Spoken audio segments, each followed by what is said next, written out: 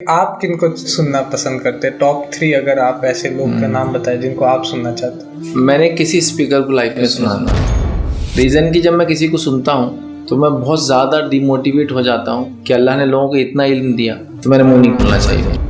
जैसे स्टेज पे अगर 2-3 आलिम बैठे तो मुझे बहुत मुश्किल होता है उनके सामने बात करना। अच्छा। और उनकी तकरीर सुनने के बाद अपनी तकरीर देना एक नामुमकिन लगता मुझे, क्योंकि मैं अपने आप को हकीर समझता हूँ इस फील्ड में। उस वजह से मैं किसी को सुनता नहीं।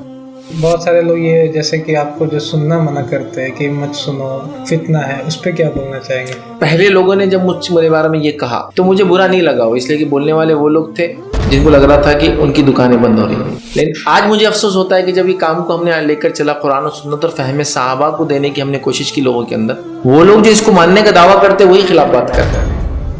मैं आपको प्रैक्टिकली बता रहा हूँ, कई कमेंट्स बरेलवी और देवबंदी उलमा से सुना है डायरेक्टली कि पहले हम आपके खिलाफ वीडियोस बनाते थे क्रिटिसाइज करने के लिए, अब अल्हम्दुलिल्लाह उसकी ज़रूरत ही नहीं, आपके लोग वो काम कर देते हैं। क्योंकि हाँ, जब मैं ये कहूँ कि उलमा को सुनने की ज़रूरत नहीं, मैं है ना तुम्हारे लिए काफ़ी, तो ये मेरी बहुत बड़ी गुमराही हुई। मैं कह रहा हूँ कि इनके पास जाओ, ये असल है, इन्हीं से मैं सीख के यहाँ तक आया।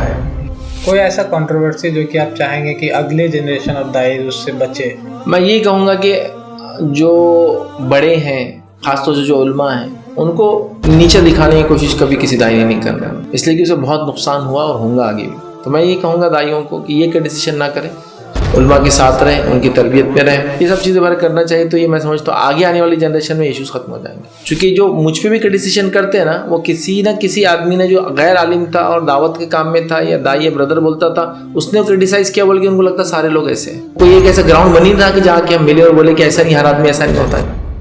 कि अगर आप दावा फील्ड को नहीं चुनते और कोई फील्ड चुनना पड़े आपको, कोई प्रोफेशन, तो कौन सा चुनिएगा? कभी ऐसा सोचता हूँ कि अगर ये फील्ड में नहीं जाता तो मैं हो सकता प्रोफेशनल बाइक राइडर वगैरह बनता। उसका बहुत शौक भी था, जी। लाइफ में बहुत किया भी वो सब चीज़ें। How to become like you, आपकी जैसे कैसे बने? किसी के जैसा बनना तो मुमकिन नहीं होता है। अल्लाह रब्बुल इज़्ज़त सबको यूनिक बनाया। मुझसे अच्छा बन सकते हैं। पहली चीज़, मैं कोई अच्छा मुखर्रिर नहीं हूँ, मैं आज भी डरता हूँ तकरीर देने से। तो अगर आपसे ये पूछे हम कि आपका जो आज है उसका किसको क्रेडिट जाता है, तो आप किसको देते? क्रेडिट तो बहुत मुश्किल है, कोई एक शख्स उसके अंदर इन्वॉल्व नहीं है। सबसे अव्वलीन जो है पेरेंट्स हैं, उसके बाद मेरे दोस्त भी थे मेरे अतराफ में जो मुझे मोटिवेट करते थे। सारे लोग मिलकर है, दुआएं हैं लोगों की, अल्लाह के फजल के बाद ये सारी चीज़ें इंक्लूड कर सकते हैं हम लोग।